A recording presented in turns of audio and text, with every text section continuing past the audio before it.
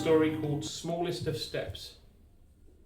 With little peace to be found either at home or work, I found myself in a bar looking for much needed inspiration. I was struggling to write an article capturing the public mood of the upcoming moon mission. There will not be a soul on Earth who does not know about the most significant event in our history. It will be a point looked back upon by future generations as the moment we overcame our differences for a common goal. A team of scientists and civilians are to be sent to the moon to be the first people ever to set foot on that celestial body. Just writing the details would not do the occasion justice.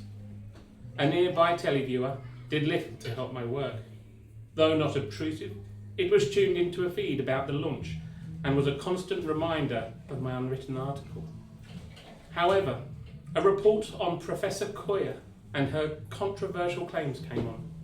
It was barely aired a minute before the bartender, with a most disparaging noise, cut her talk short, summing up the feeling of the room.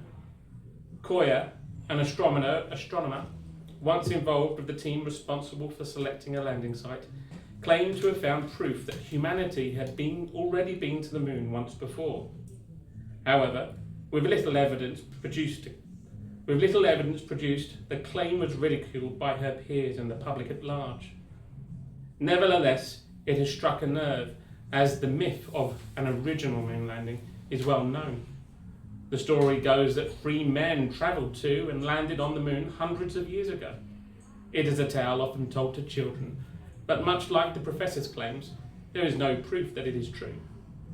Admittedly, not much survives from that troubled time, but it is not accepted that nations on the verge of mutual destruction could be so driven. It has taken us long enough to come so far, and that may be where the underlying issue lies. Many find it insulting we could be so like our foolish ancestors. If they did somehow overcome all that and did not learn from such achievements, how are we any different? The bar was shared with a small yet talkative group of friends whose conversation I dipped in and out of at moments of interest, and it was at this point they picked up on the subject.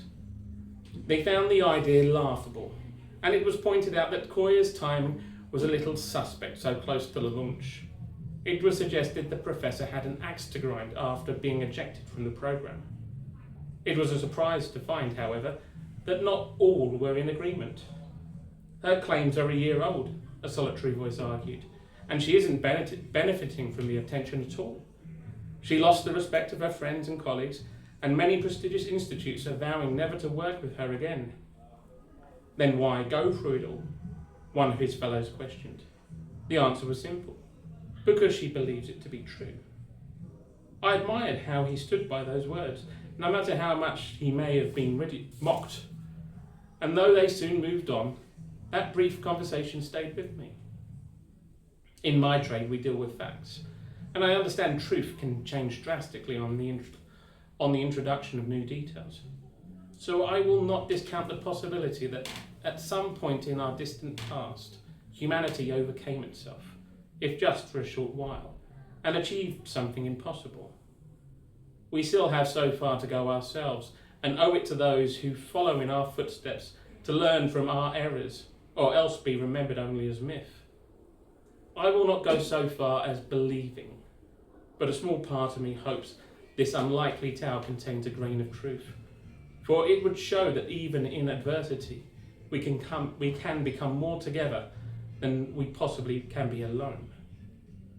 So, come tomorrow, I will stand proud with you all and look up to the sky as history is made. Thank you.